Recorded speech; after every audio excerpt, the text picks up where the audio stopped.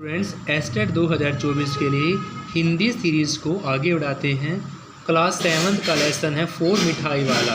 मिठाई वाला लिखा गया है भगवती प्रसाद वाजपेयी के जी द्वारा।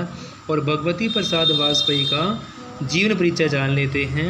हिंदी साहित्य में भगवती प्रसाद वाजपेयी का नाम उल्लेखनीय है कि हिंदी साहित्य में भगवती प्रसाद वाजपेयी जी का नाम उल्लेखनीय है। इन लेखों में प्रारंभ से ही यथार्थ सत्य अनुभूति स्पष्ट रूप से विद्यमान है। वाजपेयी जी बहुमुखी प्रतिभा के साहित्यकार थे। इनकी रचनाओं का प्रमुख स्वर सामाजिक सुधार, गरीबी शोषण, पराधीनता का विरोध एवं अशिक्षा आदि चिंता का विषय है। इन्होंने भाषा में भी अनेक नवीन क्रांति की थी। विषय के अनुकूल भाषा में भगवती जी अत्यंत दक्ष थे। इनकी भाषा में तद्भव और आंचलिक शब्दों का भी पर्याप्त प्रयोग किया गया है। इनकी भाषा में लोक प्रचलित मुहावरे और लोकोक्तियाँ यानी कि भगवती प्रसाद वाजपेयी जी के द्वारा अपनी भाषा के रूप में मुहावरे और लोकोक्तियों का भी सुंदर प्रयोग दिखाई दिया है। भाषा शैली की दृष्टि से मिठाई वाला रचना लेखक की एक सफल रचना मानी जाती है। अगर भाषा शैली की बात करते हैं तो मिठाई वाला भगवती प्रसाद वाजपेयी जी की एक सफल रचना मानी गई है। आइए पाठ का सार जान लेते हैं। मिठाई वाला कहानी के माध्यम से लेखक भगवती प्रसाद वाजपेयी ने एक पिता का बच्चों के प्रति प्रेम भाव को स्पष्ट किया है। अपने परिवार के चले जाने पर वह समाज के छोटे छोटे बच्चों में उन्हें ढूंढने का प्रयास करता है। यानी खुद के बच्चों और पत्नी के चले जाने के बाद वह समाज के बच्चों में अपने छोटे छोटे बच्चों को ढूंढने का प्रयास करता है। इसलिए वह अनेक वेश धारण करके प्रस्तुत होता है। सबसे पहले खिलौने वाले के रूप में आता है। मधुर स्वर में बच्चों को बहलाने वाला खिलौने वाला गाकर सुनाता है। उनका स्वर इतना मधुर है कि घर में बंद लोग उसे देखने के लिए बाहर निकल पड़ते हैं। स्त्रियां अपने घूंघट उठाकर झांकने लगती हैं। बगीचों में खेलते हुए बच्चे भी उनसे आकर घेर लेते हैं। सभी बच्चे उसके खिलौनों पर रीझ कर अपनी तोतली वाणी से भाव पूछते हैं। नन्हे बच्चे भी पैसे लेकर उनके पास आते हैं। खिलौने दे दो, खिलौने ले लेते हैं और फिर वहाँ से वह गीत गाता हुआ आगे चला जाता है। बच्चों को बहलाने वाला खिलौने वाला। उनका मधुर गीत गारो सागर की लहरों की तरह सभी मकानों में गूंज उठता है। राम विजय बहादुर के बच्चे चुन्नू मुन्नू भी एक दिन खिलौने लेकर आते हैं। यानी कि राम विजय बहादुर के बच्चों का नाम क्या है? चुन्नू मुन्नू। वह भी एक दिन खिलौने लेकर आए। उनकी माँ रोहिणी इतने सुंदर और सस्ते खिलौने देखकर सोचने लगी कि वह इतने सस्ते खिलौने कैसे दे गया है। यानी कि चुन्नू मुन्नू की माँ रोहिणी यह सोचती है कि वह इतने सस्ते खिलौने क्यों दे रहा है। इसके 6 महीने बाद नगर में किसी मधुर मुरली बजाकर बेचने वाले का समाचार फैल गया। बहुत सस्ती मुरली बेचता था। वह वही खिलौने वाला था जो अब मधुर स्वर में मुरली बजाकर गाता था। बच्चों को बहलाने वाला मुरली वाला। रोहिणी इस मुरली वाले की मधुर आवाज़ सुनकर समझ गई कि वह खिलौने वाला है। क्योंकि पहले वह खिलौने वाला था, उसके बाद मुरली वाला बनकर आया तो रोहिणी को लगा कि मुरली वाला ही क्या है, फिर खिलौने वाला है। रोहिणी ने अपने पति के द्वारा मुरली वाले को बुलाया, अपने बच्चों के लिए मुरली खरीद ली। फिर उसे देखा कि बच्चों का समूह खुश होकर उसके चारों तरफ इकट्ठा हो गया है।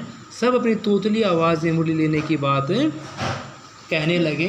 यानी छोटे छोटे बच्चे मुरली लेने के लिए अपनी तोतली आवाज़ में पूछते हैं। इन बच्चों को देख मुरली वाला गदगद हो जाता है। सभी बच्चों को देने के बाद बच्चे भी मुफ्त में मुरली दे दी, जिसके पास पैसे भी नहीं थे। क्योंकि मुरली वाला अपने बच्चों का रूप छोटे छोटे बच्चों में देखता है।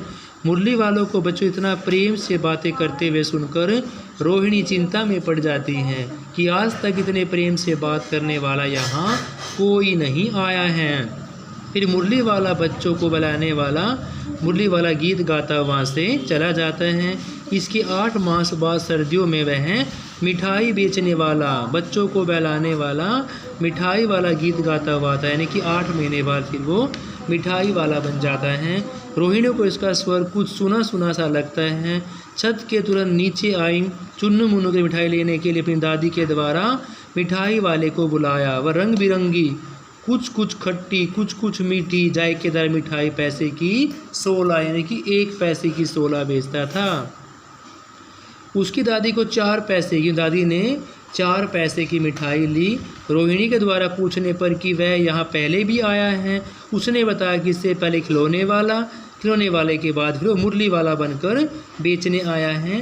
रोहिणी ने उससे पूछा कि सस्ती चीज़ों के बेचने के पीछे उसकी क्या इच्छा है। तो मिठाई वाले ने बताया कि एक नगर का अमीर आदमी था, उसके 2 बच्चे, एक सुंदर पत्नी थी, लेकिन अब उसके पास कुछ भी नहीं है।